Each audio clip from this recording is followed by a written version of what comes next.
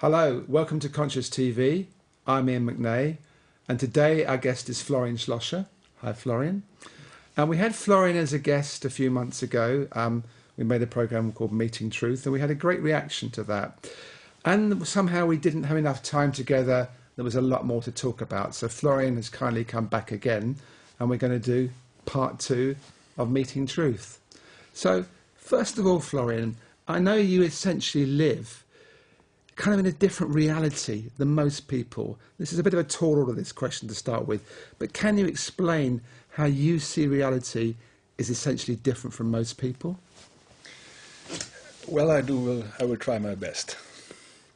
So the tricky thing about this question is that it could be understood that I have something that other people don't have. And that's why I like to take a little bit of time to clarify that this is not so. And to make it simple and to understand for everybody, I would suggest that we turn it into a little short common inquiry, and everybody who may see the program can just join that inquiry. It is very simple. We just simply overlook that fact in our daily life. Okay. And all we need to actually look at is the way our system habitually focuses. What I mean by focusing is how our system uses the capacity to give attention. So most of us, the way we are experiencing reality is based on looking at our experience. Okay, that means that something happens, so something excites us or upsets us or hurts us or whatever, and then we focus on what happens, Exactly. our reaction. Exactly. Yes. So what we are usually experiencing is showing up in front of us, and the quality of our attention builds up a relationship with it. To make clear the way this system functions, I would now not go into the content of the experience, but just looking at the mechanism to make people understand that there's a different way of possibility. So the first step is good to just clarify what is an experience. Let's make it very simple. An experience is a combination of thinking, feelings, emotions, and sensations in the body. Let's call it the ingredients any human experience is made of. A combination of all three in a certain mixture. Can we agree on this? Yeah, and reaction, when you react to something, you would say that's a thought. Is that correct? It could be a mental reaction, but it also could be an emotional reaction that I'm experiencing something, and suddenly my system creates an emotion, like an anger or a joy, which is a response, which is itself an experience. Yet, an experience itself, not the content of the experience, but an experience as such, is composed, made of a thought, an emotion, a feeling, and a sensation, and more than likely a mixture of all three. Okay. So that's an experience. Then we have attention. So there's experience, and then there is an habitual way of how we are giving attention to the experience.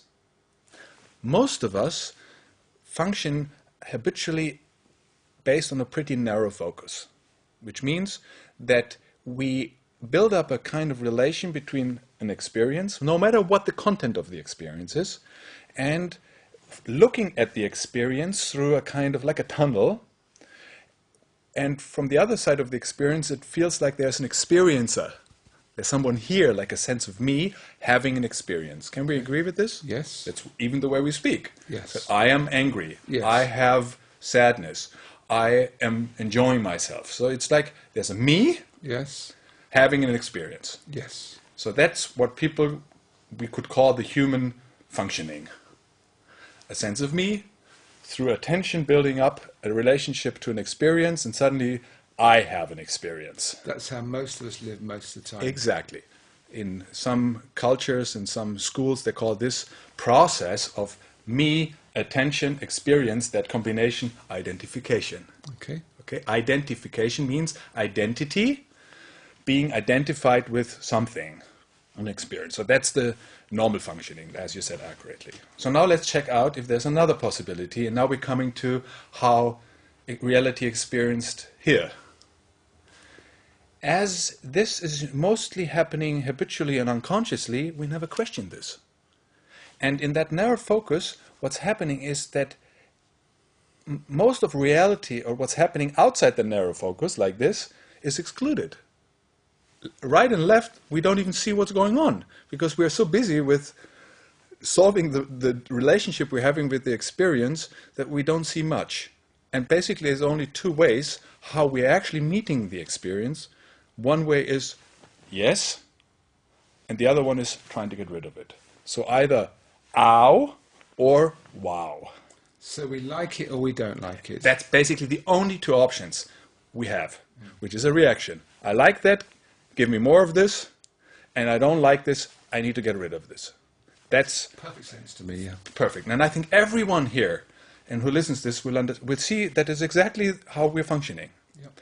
We never look at it like this. Within that mechanism of identification and the responses of liking and disliking, there's almost no option. With the rare few moments when we relax, where we may see something else, we are literally caught up like a hamster in the wheel, trying to get out of this loop. And we're chasing all the time to find experiences that we think we're going to like. Exactly. So our life is basically driven by the idea to get as many experiences that we like into our life and trying to get everything rid of that we apparently don't like. Basically, this is what the human experience is. And the trouble is, when we get lots of things we like, we get a bit bored with them and want something else. Exactly. To give us more of a likeness. So what we then do, we're trying to change the experience. But we don't notice that by shifting the experience, we just build up like a temporary sensational reaction in us that lets us think, oh, now it's new, now it's different. But, you know, our nervous system, our whole body very quickly adjusts to experiences, and even the most exciting experiences sooner or later become very boring. So we have to constantly chase experience or build up peak experiences or going for more extreme experiences to feel alive. Now let's go to the other side. So as we're here, you and me, and let's again look at it directly, not from with our mind.